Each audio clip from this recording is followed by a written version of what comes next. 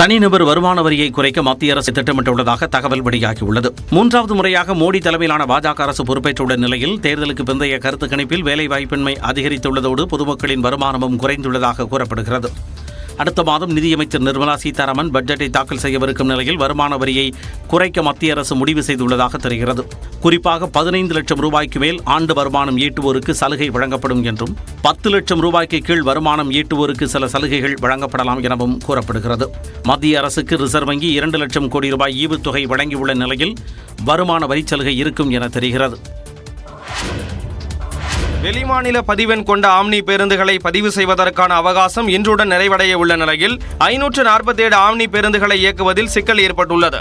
தமிழ்நாட்டில் வெளிமாநில பதிவெண் கொண்ட 547 ஆம்னி பேருந்துகள் விதிகளை மீறி இயக்கப்பட்டு வருகின்றன. இதனால் அரசுக்கு வருவாய் இழப்பு ஏற்பட்ட நிலையில் வெளிமாநில பதிவெண் கொண்ட ஆம்னி பேருந்துகளை பதிவு செய்ய வேண்டும் என்று போக்குவரத்து துறை உத்தரவிட்டது. இதற்கு ஏற்கனவே 6 மாதம் அவகாசம் வழங்கப்பட்ட நிலையில் கடந்த வெள்ளிக்கிழமை முதல் வெளிமாநில பதிவெண் கொண்ட 547 ஆம்னி பேருந்துகளை இயக்கக்கூடாது என்று போக்குவரத்து துறை ஆணையிட்டது. ஆனால் தொடர்ந்து 3 நாட்கள் விடுமுறை வந்ததால் அமைச்சர் சிவசங்கரிடம் ஆம்னி பேருந்து உரிமையாளர்கள் பேச்சுவார்த்தை நடத்தினர். இதனைத் தொடர்ந்து பதிவு செய்வதற்கான அவகாசம் செவ்வாய்க்கிழமை வரை நீட்டிக்கப்பட்டது. இருப்பினும் தற்போது வரை வெளிமாநில பதிவெண் கொண்ட 547 ஆம்னி பேருந்துகள் பதிவு செய்யப்படவில்லை.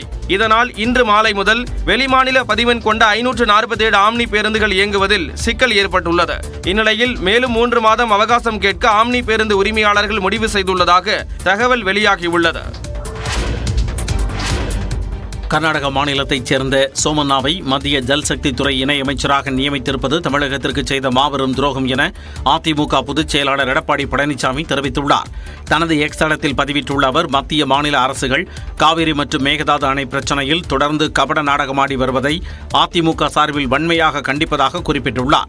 நடுநிலையோடு நடந்து கொள்ள வேண்டிய மத்திய அமைச்சர் மேகதாது பிரச்சினையில் பேச்சுவார்த்தை நடத்த வேண்டும் என பேசியிருப்பது டெல்டா விவசாயிகளிடையே கொந்தளிப்பை ஏற்படுத்தியிருப்பதாக கூறியுள்ளார். இதேபோன்று பாமக நிறுவனர் ராமதாஸ் விடுத்துள்ள கண்டன அறிக்கையில், கர்நாடகாவில் பசவராஜ் பொம்மை தலைமையிலான அரசில் அமைச்சராக இருந்த சோமண்ணா மேகதாது அணைக்கு ஆதரவாக குரல் கொடுத்தவர் என்று குற்றம் சாட்டியுள்ளார்.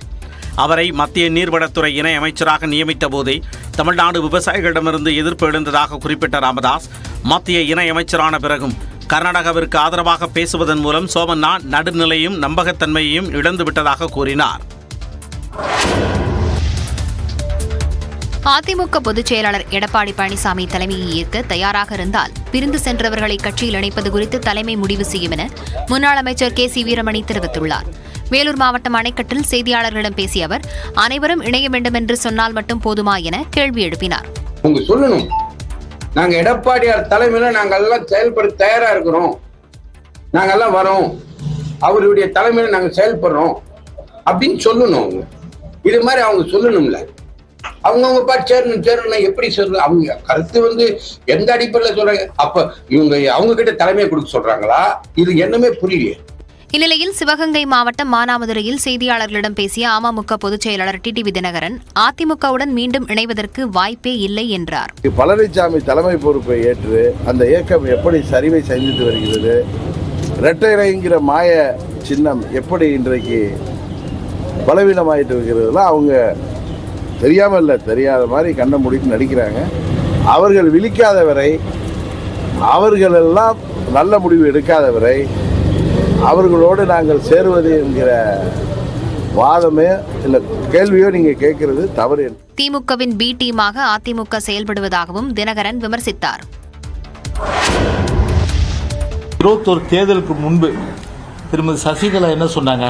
நான் அரசியல் ஒதுங்கிடுறேன் அப்படின்னு சொன்னாங்களா இல்லையா? அவங்க நான் என்ட்ரி ஆயிட்டுன்றாங்க. உங்களுக்கு தான் எக்ஸிட் கொடுத்தாச்சா, அப்புறம் எப்படி என்ட்ரி ஆக முடியும்?